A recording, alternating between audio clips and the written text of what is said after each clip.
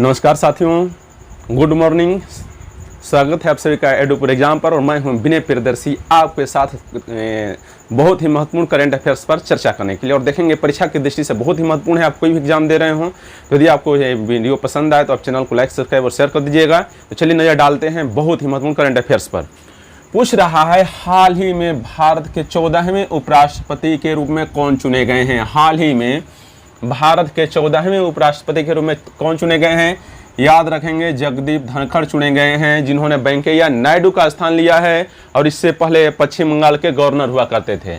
दूसरा, हाल ही में दक्षिण कोरिया का पहला मून मिशन डैनुरी को किसने लॉन्च किया है। ध्यान देंगे, दक्षिण कोरिया का पहला मून मिशन, उसका क्या नाम है, डैनुरी। इसको किसने लॉन्च किया है तो स्पेस एक्स ने, जानते हैं एलन मस्क की कंपनी है, इसी ने दक्षिण कोरिया के पहला मून मिशन डैनुरी को लॉन्च किया है। यानी हाल ही में दक्षिण कोरिया का पहला मून मिशन डैनुरी को किसने लॉन्च किया है तो याद रखेंगे, इसे लॉन्च किया है स्पेस एक्स ने। मंगल ग्रह का पहला मल्टी स्पेक्ट्रल मानचित्र किसने उपलब्ध कराया है। मंगल ग्रह का पहला मल्टी स्पेक्ट्रल मानचित्र किसने उपलब्ध कराया है, नासा ने। मंगल ग्रह का पहला मल्टी स्पेक्ट्रल मानचित्र जो है नासा ने उपलब्ध कराया है। और जानते हैं नासा जो है अमेरिका का एक सरकारी एजेंसी है, अंतरिक्ष एजेंसी है। अंतरिक्ष में तिरंगा प्रदर्शित करने के लिए किसके द्वारा सबसे नन्हा रॉकेट लॉन्च किया गया है। अंतरिक्ष में जानते हैं भारत अभी नरेंद्र मोदी ने घोषणा की है हर घर तिरंगा फहराने की। इसी क्रम में अंतरिक्ष में तिरंगा प्रदर्शित करने के लिए किसके द्वारा सबसे नन्हा रॉकेट लॉन्च किया गया है तो इसरो के द्वारा। इसरो ने अंतरिक्ष में तिरंगा प्रदर्शित करने के लिए सबसे नन्हा रॉकेट लॉन्च किया है। हाल ही में किस राज्य सरकार ने प्रत्येक जिले में एक संस्कृत भाषी गांव विकसित करने का निर्णय लिया है। हाल ही में किस राज्य सरकार ने प्रत्येक जिले में एक संस्कृत भाषी गांव विकसित करने का निर्णय लिया है तो याद रखेंगे, उत्तराखंड की राज्य सरकार ने निर्णय लिया है कि प्रत्येक जिले में एक संस्कृत भाषी गांव विकसित किया जाएगा। अब चलते हैं, राष्ट्रमंडल खेल 2022 में बजरंग पुनिया ने पुरुषों के 65 केजी वर्ग में कौन सा पदक जीता है। याद रखेंगे, राष्ट्रमंडल खेल 2022 जो है इंग्लैंड के बर्मिंघम में खेला गया है और इसमें बजरंग पुनिया ने 65 केजी वर्ग में स्वर्ण पदक जीता है और भारत इसमें चौथे स्थान पर रहा है, ये भी ध्यान रखेंगे। इस साल इसमें निशानेबाजी ने शूटिंग को शामिल नहीं किया गया था, ये भी ध्यान रखेंगे। हाल ही में यूएस सीनेट द्वारा किन दो देशों को नाटो में शामिल करने की मंजूरी मिली है। हाल ही में अमेरिकी सीनेट द्वारा किन दो देशों को नाटो में शामिल करने की मंजूरी मिली है, वो देश हैं स्वीडन और फिनलैंड को जो है NATO, North Atlantic Treaty Organisation में शामिल करने की मंजूरी मिली है। राष्ट्रमंडल खेल 2022 में साक्षी मलिक ने महिला कुश्ती फ्री स्टाइल में 62 केजी वर्ग में कौन सा पदक जीता है। राष्ट्रमंडल खेल 2022 कॉमनवेल्थ गेम 2022 में साक्षी मलिक ने महिला कुश्ती फ्री स्टाइल में 62 केजी वर्ग में कौन सा पदक जीता है तो याद रखेंगे, स्वर्ण पदक जीता है। हाल ही में किस राज्य सरकार ने ईडब्ल्यूएस छात्रों के लिए चिराग कार्यक्रम शुरू किया है। हाल ही में किस राज्य सरकार ने ईडब्ल्यूएस छात्रों के लिए चिराग कार्यक्रम शुरू किया है। याद रखेंगे, हरियाणा सरकार ने हाल ही में ईडब्ल्यूएस छात्रों के लिए चिराग कार्यक्रम शुरू किया है।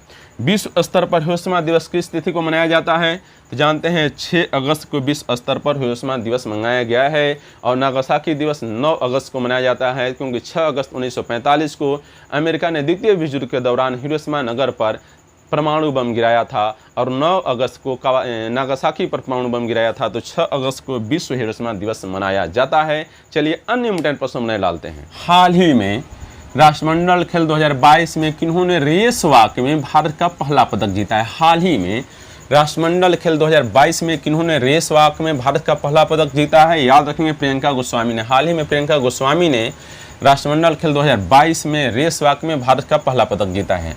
हाल ही में किसने आज़ादी की 75वीं वर्षगांठ पर इंडिया की उड़ान परियोजना शुरू की है। याद रखेंगे, गूगल ने। हाल ही में किसने आज़ादी की 75वीं वर्षगांठ पर इंडिया की उड़ान परियोजना शुरू की है तो याद रखेंगे, हाल ही में गूगल ने आज़ादी की 75वीं वर्षगांठ पर इंडिया की उड़ान परियोजना शुरू की है।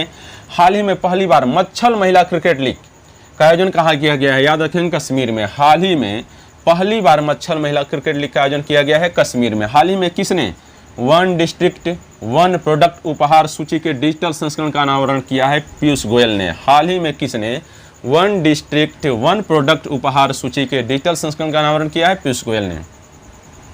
हाल ही में भारत की पहली डिजिटल लोक अदालत कहाँ आयोजित की जाएगी। हाल ही में भारत की पहली डिजिटल लोक अदालत कहाँ आयोजित की जाएगी। याद रखेंगे, राजस्थान में जो है भारत की पहली डिजिटल लोक अदालत आयोजित की जाएगी। राष्ट्रमंडल खेल 2022 में पहलवान रवि कुमार दहिया ने भारत के लिए कौन सा पदक जीता है। राष्ट्रमंडल खेल 2022 में पहलवान रवि कुमार दहिया ने भारत के लिए कौन सा पदक जीता है? याद रखेंगे स्वर्ण पदक जीता है। राष्ट्रमंडल खेल 2022 में पहलवान रवि कुमार दहिया ने भारत के लिए कौन सा पदक जीता है? याद रखेंगे स्वर्ण पदक जीता है। हाल ही में भारत ने किस देश को हराकर सैफ अंडर 20 फुटबॉल चैंपियनशिप जीती है? हाल ही में भारत ने किस देश को हराकर सैफ अंडर 20 फुटबॉल चैंपियनशिप जीती है? याद रखेंगे बांग्लादेश को। हाल ही में भारत ने बांग्लादेश को हराकर सैफ अंडर 20 फुटबॉल चैंपियनशिप जीती है। हाल ही में भारत द्वारा दूसरा भाला फेंक दिवस कब मनाया गया है? याद रखेंगे 7 अगस्त 2022 को। हाल ही में भारत द्वारा दूसरा भाला फेंक दिवस जैवलिन थ्रो डे कब मनाया गया है? तो याद रखेंगे 7 अगस्त 2022 को। हाल ही में किस राज्य सरकार ने NISG के साथ समझौता ज्ञापन पर हस्ताक्षर किए हैं? आंध्र प्रदेश ने। हाल ही में किस राज्य सरकार ने NISG के साथ समझौता ज्ञापन पर हस्ताक्षर किए हैं? तो आंध्र प्रदेश की सरकार ने। हाल ही में ईश्वर लाल का निधन हो गया, वे कौन थे? जानिए, हाल ही में ईश्वर लाल का निधन हो गया। ये आज़ाद हिंद फौज के मेजर थे। तो इसमें समझता हूँ वीडियो आपको पसंद आया होगा। यदि समझ में आ गया है तो वीडियो को लाइक और शेयर कर दीजिए। यदि चैनल पर नए हैं तो चैनल को सब्सक्राइब कर दीजिए। तो मिलते हैं फिर दूसरे दिन। Good night.